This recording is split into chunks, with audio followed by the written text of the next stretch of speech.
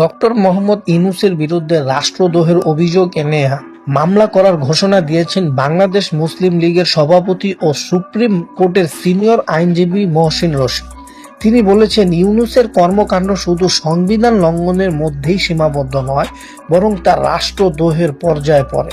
বর্তমান সরকার পদক্ষেপ না নিলে আমি নিজে আইনগত ব্যবস্থা নেব। সোমবার সাংবাদিক মঞ্জুরুল আলম পান্নার ইউটিউব চ্যানেলে মানচিত্র এ অংশ নিয়ে মহসিন রশিদ এসব কথা বলেন। মহসিন রশিদ বলেন, প্রধানমন্ত্রীর পদ শূন্য হওয়ার পর রাষ্ট্রপতি একমাত্র সাংবিধানিক পদে অধিষ্ঠ ব্যক্তি ছিলেন। সেই রাষ্ট্রপতির সঙ্গে যথাযথ যোগাযোগ না রাখা, নীতিগত সিদ্ধান্ত নেওয়ার আগে তাকে অবহিত না করা এবং সাংবিধানিক শিষ্টাচার উপেক্ষা করা গুরুতর লঙ্ঘন। এটি শুধু সংবিধান লঙ্ঘন নয়, ইটস ট্রিজন। তিনি বলেন, রাষ্ট্রপতিকে তার সাংবিধানিক দায়িত্ব যথাযথভাবে পালন করতে দেওয়া হয়নি, তাকে ভয়ভীতি দেখিয়া মানসিক চাপে রাখা হইয়াছে এবং রাষ্ট্রপতির কাছে পাঠানো নথিতে সই করানো হইয়াছে। রাষ্ট্রপতির সহযোগিতা না করলে রাষ্ট্রের চলাচল ব্যবস্থা সৃষ্টি হতে পারে।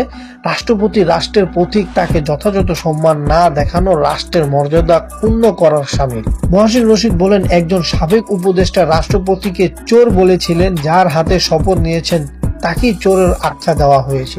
তিনি দাবি করেন, প্রেস ইউং অপসারণ, বঙ্গভবন ঘেরাও এবং রাষ্ট্রপতিকে অপসারণের চেষ্টা এসব ছিল রাষ্ট্রীয় শিষ্টাচার বিরোধী কর্মকাণ্ড।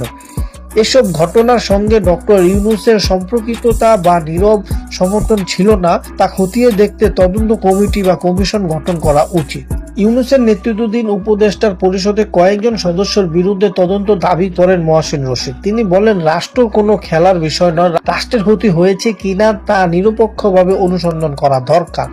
সংবিধানে 106 অনুচ্ছেদে চ্যালেঞ্জ করার প্রসঙ্গে তুলে তিনি জানান, এই বিষয়ে তিনি আদালতে গিয়েছেন এবং রায়ের সার্টিফাইড কপির জন্য আবেদন করেছেন। রায় হাতে পেলে তিনি রিভিউ করবেন।